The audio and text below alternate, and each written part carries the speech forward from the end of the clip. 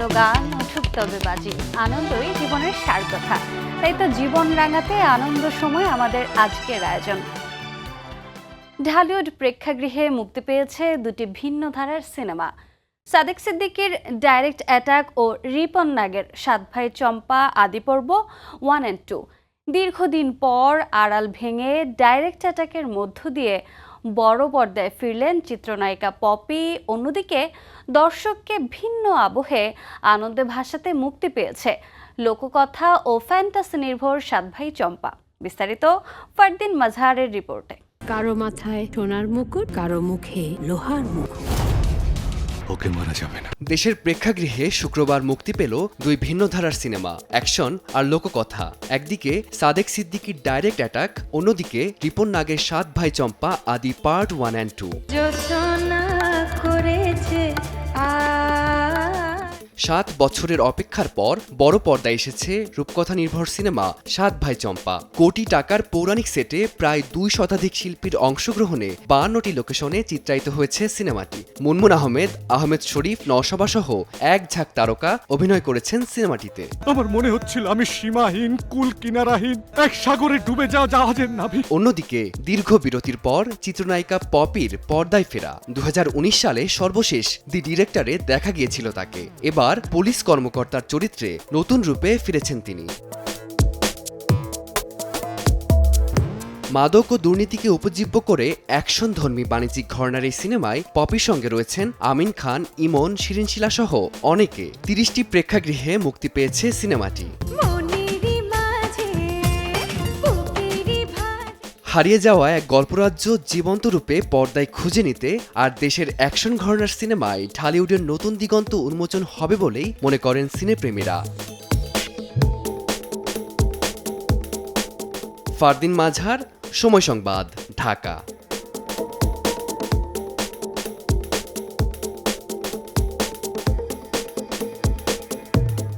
শুক্রবার চীন-মৈত্রীতে বসেছিল ঢাকায় বিনোদন অঙ্গনের তারকার মেলা। সিনেমা, নাটক আর সঙ্গীত যেন মিলেমিশে এক বিন্দুতে। উৎসবের রঙে মাতোয়ারা ছিলেন তারকা থেকে দর্শকরাও। নাচ, গান ও পুরস্কারের দেখা মিলেছিল এক ভিন্ন রূপের মেলবন্ধনে।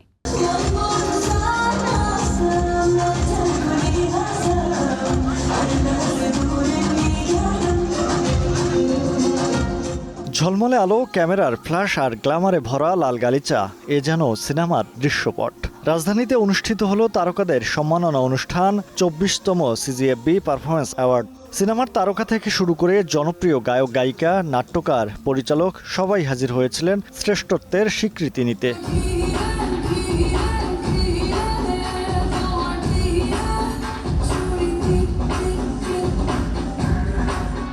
অনুষ্ঠানের সেরা অভিনেতা, অভিনেত্রী, সঙ্গীত শিল্পী সহ আরও বেশ কয়েকটি ক্যাটাগরিতে দেয়া হয় পুরস্কার। অনুষ্ঠানটি আরও রাঙিয়ে তুলেছিল নাচ আর গানের জমজমাট আয়োজন। আমার কাছে প্রত্যেকটা অ্যাওয়ার্ডই আসলে অনেক বেশি স্পেশাল, কারণ ভালো কাজের স্বীকৃতি যখন থাকে তখন আমার নিজেকে সাথে সাথে করে মনে হয় আমি উঠতে থাকি। ভালো লাগছে যে যেটা আশা করেছিলাম সেটা হয়েছে। মানুষ পছন্দ করেছে গানটা এবং সিজিএফবি অ্যাওয়ার্ড পেলাম বেশ সুরকার হিসেবে। এটা তো অবশ্যই ভালো লাগা আর দায়িত্বও বেড়ে গেল। আমি আপনাদের জন্য আসলে এই অ্যাওয়ার্ডটা উৎসর্গ করছি না, কারণ আপনাদের জন্য আমি আমার জীবন উৎসর্গ করেছি এবং সবসময় করব। আমি এই অ্যাওয়ার্ডটা উৎসর্গ করতে চাচ্ছি তাদের জন্য যারা আসলে আমাকে সাহসটা দিয়েছে, শক্তিটা দিয়েছে এখানে দাঁড়ানো। সিনেমা ও নাটকের গুণীজনদের পাশাপাশি ছিলেন সঙ্গীত জগতের তারকারাও। পুরো আয়োজনটি পরিণত হয়েছিল এক তারকা খচিত মিলন মেলায়।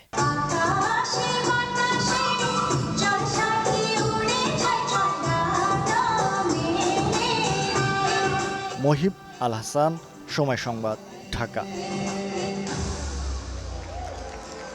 গান নয়, যেন জীবন দিয়ে তিনি গড়েছিলেন এক অনন্য সঙ্গীত জগৎ। সেই তুমি কেন এত অচেনা হলে, এই লাইন শুনলেই এখনও ভিজে ওঠে চোখ। চট্টগ্রাম থেকে শুরু, ঢাকায় জয়, এরপর আয়ুব বাচ্চু হয়ে ওঠেন উপমহাদেশের কিংবদন্তি গিটারিস্ট। ভক্ত শ্রোতাদের এক আকাশ শূন্যতা দিয়ে 2018 সালের 18 অক্টোবর আকস্মিক মৃত্যুকে আলিঙ্গন করেন এবি। তুমি কেন এত অচেনা হলে? এ যেন এক নৈশব্দের বেদনার্ত হাহাকার, যার পরতে পরতে গেঁথে আছে অনুভবের স্বরলিপি। সঙ্গীত নক্ষত্র আয়ুব বাচ্চু যার নাম। শৈশবে ওয়েস্টার্ন আর ক্লাসিক্যাল সুরের মধ্যে ডুবে থাকতেন। কলেজ জীবনে আগলি বয়েজ নামের ব্যান্ড দিয়েই সঙ্গীত যাত্রা শুরু। 1977 থেকে 80 পর্যন্ত ছিলেন ফিলিংসে। এরপর প্রধান গিটার বাদক হিসেবে সুযোগ পান জনপ্রিয় রক ব্যান্ড সোলসে। সহসাই সুরে ও ছন্দে ছড়িয়ে পড়ে তার নাম। ব্যান্ডের পাশাপাশি শুরু হয় তার একক পথচলা। নিজের সুরে 1986 সালে প্রকাশিত হয় প্রথম একক অ্যালবাম রক্তগোলাপ। উন্মোচিত হয় এক নতুন সঙ্গীত দিগন্ত। এরপর 1991 সালে গঠন করেন জনপ্রিয় ব্যান্ড এলআরবি, যার মাধ্যমেই পেয়েছি কষ্ট পেতে ভালোবাসি, চলো বদলে যাই, সেই তুমি, এখন অনেক রাত এবং ফেরারি মনের মতো চিরসবুজ গান। 16টি একক অ্যালবামের পাশাপাশি আম্মাজান, সাগরিকা, অনন্ত প্রেম, আমি তো প্রেমে পড়িনি সহ অসংখ্য সুপারহিট প্লেব্যাক করেছেন তিনি। করেছেন গান গিটার নিয়ে অসংখ্য নিরীক্ষা। শ্রোতাদের বিপুল ভালোবাসায় স্নাত হওয়ার পাশাপাশি পেয়েছিলেন বাচসাস, মেরিল, প্রথম আলো, সিটিসেল, চ্যানেল আই মিউজিক, আজীবন সম্মাননা সহ অসংখ্য পুরস্কার। তার গিটার ও কণ্ঠের জাদু শুধু শ্রোতাদের মোহিতই করেনি, বাংলা সঙ্গীতকে দিয়েছে এক শক্তিশালী মঞ্চ। 7 বছর আগে 2018 সালের এই দিনে হৃদরোগে আক্রান্ত হয়ে পৃথিবী ছেড়ে বিদায় নেন এই অমর শিল্পী। কিন্তু তার সৃষ্টি অনন্তকাল বয়ে চলুক শ্রোতা হৃদয়ে, প্রার্থনা অনুরাগীদের। রোজা চৌধুরী, সময় সংবাদ, ঢাকা। তার সুরের ছোঁয়ায় জীবন্ত হয়েছিল ইতিহাস, আনন্দ, বিজয় আর স্বাধীনতার প্রতিটি মুহূর্ত। বিশেষ করে বিজয় নিশান উঠছে ওই আজও বাঙালি হৃদয়ে নাড়া দেয়। পাশাপাশি তিনি কাজ করেছেন চলচ্চিত্র সঙ্গীত পরিচালক হিসেবেও।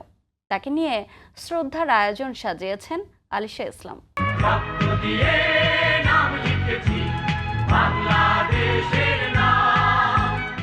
রক্ত দিয়ে নাম লিখেছি বাংলাদেশের নাম। সালটা 1971। স্বাধীন বাংলা বেতার কেন্দ্র থেকে প্রচারিত এই গান তখন আন্দোলিত করেছিল কোটি মুক্তিকামী হৃদয়কে। শ্রেণী, পেশা, বয়স সব বিভেদ ভুলে মানুষ ঝাঁপিয়ে পড়েছিল স্বাধীনতা যুদ্ধে। আর সেই উদ্দীপনার পেছনের সুরের কারিগর ছিলেন সুজেয় শ্যাম, যিনি শুধু সুরের স্রষ্টা ছিলেন না, ছিলেন মুক্তিযুদ্ধের প্রেরণা আর দেশপ্রেমের এক জীবন্ত প্রতীক। 1946 সালের 14 মার্চ সিলেট জেলায় জন্মগ্রহণ করেন সঙ্গীতের এই জাদুকর। চা বাগানে সঙ্গীতের আবহে বেড়ে ওঠা সিলেটের সেই ছেলেটি পরবর্তীতে যোগদান করেন পূর্ব পাকিস্তান বেতারে। লোকে বলে হো বলে রে গড়বাড়ি বালা নাই আমার। সূর্যগ্রহণ, সূর্য সংগ্রাম, ভুল যখন ভাঙল, হাসন রাজা, অবুজ বউ, জয়যাত্রা সহ অসংখ্য সিনেমায় সঙ্গীত পরিচালনা করেছেন তিনি। রক্ত দিয়ে নাম লিখেছি, রক্ত চাই, রক্ত চাই, আহা ধন্য আমার জন্মভূমি, আইরে চাষি মজুরকুলি, মুক্তির একই পথ সংগ্রাম, শোনরে তোরা শোন তার অনন্য সৃষ্টি। সঙ্গীতে অসামান্য অবদানের জন্য তিনি পেয়েছেন জাতীয় পুরস্কার, 21 পদক সহ অসংখ্য সম্মাননা। ক্যান্সারের সঙ্গে লড়াই করে গত বছর 78 বছর বয়সে মারা যান এই বরেণ্য শিল্পী। কেটে গেছে 1 বছর, তবু যেন মনে হয় রেডিওর মৃদু ঢেউয়ে ভেসে আসছে তার সুরে বিজয়ের প্রথম গান, বিজয় নিশান উড়ছে ওই। আলিশা ইসলাম, সময় সংবাদ, ঢাকা।